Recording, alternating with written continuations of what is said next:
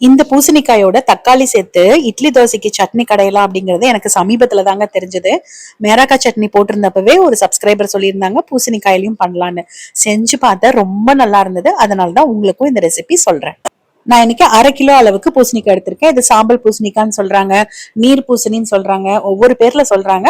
இந்த காயை நம்ம தோல் சீவிட்டு உள்ள இருக்கிற விதையெல்லாம் எடுத்துட்டு சின்ன சின்ன பீசஸா கட் பண்ணி வச்சுக்கணுங்க. அப்பதான் கடையிறதுக்கு நல்லா கடைய வரும். அதனால இப்ப இது கூட 3 மீடியம் சைஸ் தக்காளி எடுத்திருக்கேன். நீங்க இது கூட வேணும்னா ஒரு உருளைக்கிழங்கு கூட சேர்த்துக்கலாங்க. ஒரு பெரிய வெங்காயம் எடுத்திருக்கேங்க. இது 2 ஒட்டி இருந்தது. இது ஒரு வெங்காயம் தான். வேணும்னா நீங்க சின்ன வெங்காயம் ஒரு 20 சின்ன வெங்காயம் எடுத்துக்கலாம், இன்னும் நல்லா இருக்கும். இப்ப குக்கர்ல நான் கட் பண்ணி வச்சிருக்க தக்காளி, வெங்காயம், காய் எல்லாத்தையும் ஒன்னா சேர்த்துக்கிறேன். 1 ஸ்பூன் மிளகாய்த்தூள், 1 ஸ்பூன் கல்லுப்பு. காரத்துக்கு நான் மிளகாய் தூள் சேர்த்திருக்கேன். நீங்க பச்சை மிளகாய், வரமிளகாய் கலந்து கூட சேர்த்துக்கலாம்.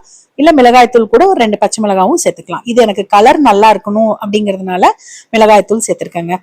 குக்கர் மூடி வச்சு தண்ணி எதுவும் நான் ஊத்தல. ஒரு 3 விசில் விட்டு ஆஃப் பண்ணிக்கோங்க.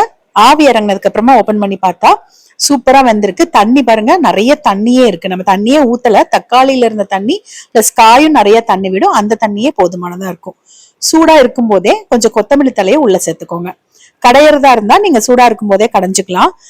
மிக்சியில போடுற மாதிரி இருந்தா நல்லா ஆற வச்சுட்டு தண்ணி சுத்தமா வடிச்சிட்டு மிக்சியில 2 அடி அடிச்சுட்டு அந்த தண்ணியை உள்ள திரும்ப சேர்த்துக்கோங்க.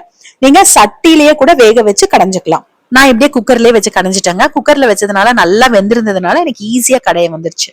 தாளிக்கிறதுக்கு 1 ஸ்பூன் எண்ணெயில கடுகு, உளுந்து பருப்பு, சீரகம், பெருங்காயத்தூள். சீரகமும் பெருங்காயத்தூள் வேண்டான்னு அவாய்ட் பண்ணிக்கோங்க. நான் சும்மா டேஸ்ட்டுக்காக தான் சேர்த்திருக்கேன். கருவேப்பிலையும் கொஞ்சம் சேர்த்து தாளிச்சுட்டு உள்ள கொட்டிட்டு நீங்க கலந்துட்டு அப்படியே இட்லி தோசைக்கு வச்சுக்கலாங்க. இட்லி தோசைக்கு ரொம்பவே நல்லா இருந்தது. இட்லியை விட தோசைக்கு ரொம்ப நல்லா இருந்தது. இதுக்கு காரம் மட்டும் கொஞ்சம் சேர்த்து போட்டுக்கோங்க. அப்பதான் உங்களுக்கு அந்த பூசணிக்காயோட டேஸ்ட் கொஞ்சம் தெரியாம இருக்கும்.